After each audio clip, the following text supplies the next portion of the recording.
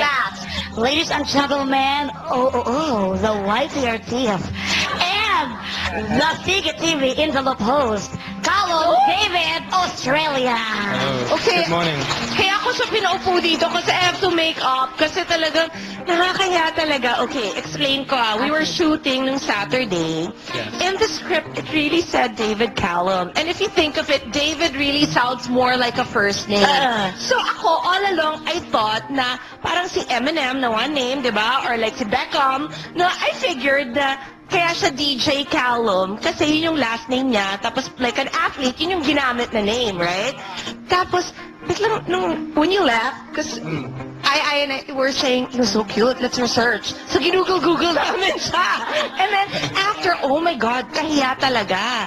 Na binaligtad yung name niya. Tawag niyo David pala. Hindi, dun sa movie, in-introduce siya, tinawag siyang, this is David Callum. Tapos si bako, ano yung pag-Callum niya. Tapos, nung pala, yun nga, Callum talagang first name niya, David ang last name niya.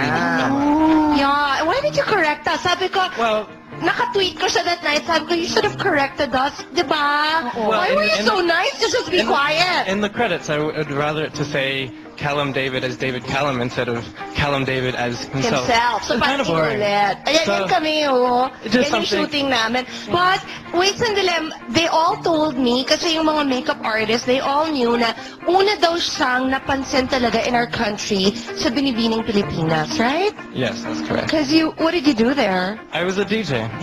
While they were... While they had the swimsuit competition in Binibining Pilipinas. Okay. Tapos I was daw that on stage night, dancing and napansin na siya. And everyone was saying, sino yung nagdi-DJ na yan na napakagwapo? Oo nga.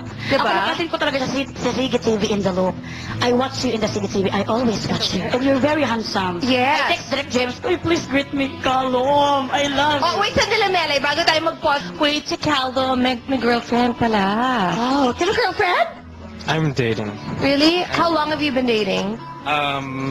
About 8 months now, but She's Filipina? half. Half. Yes. And half what? Half Swiss. Is she also a model or no? No. She's not a showbiz personality. What does so, she do? She works, She's or- a student. Oh, she's still a student? Yes. Wait, college, I hope. Yes. Studying here or abroad? Studying here. Oh, so is she also part of the reason why you're here? It's definitely one of the reasons I stay here. But you know, it's not just her, but I think a lot of the people in the Philippines are very nice as well. And it's a beautiful country. Si look at how many? kasi beautiful. Sabi niya, Country daw. Country lang. Yun lang talaga. I love the island lifestyle here a lot. I like Island? the Where? islands. Boracay. Boracay. Cebu. Cebu. Kasi what? Davao. Where you live, there's no island there. I wish. Where in Quite Australia easily. were you born? I was born in Brisbane. Oh, okay. And unlike the others, I don't have any mixes. I'm pure Australian. What about you, Callum? Anong gusto mong Pinoy food?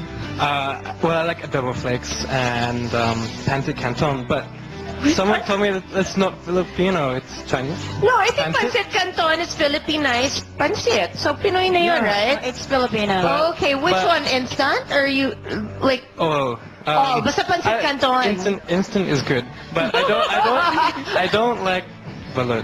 Okay. I haven't had that. Really? But you Yeah. tried the balot. Hindi, natatakot. Baka I've tried nag-freak lengua. out. Huh? I've tried lengua. That's my Lengua? That's my the craziest sort of Filipino food I've had. But you know, the sauce is really good. Yung paglengua na maraming mushrooms, gusto ko yung gravy at yung sauce, but the lengua itself, hindi ko masyadong Oo, trip. hindi mo kaya talaga. Hindi naman. I mean, it's okay, but it's not something na hahanapin. But yung adobo flakes, feeling ko, yan, worldwide, lahat matataypan. Yes. Tama? It's something like, it's easy to get used to the taste because it's really good. Ikaw, Sorry. Diane.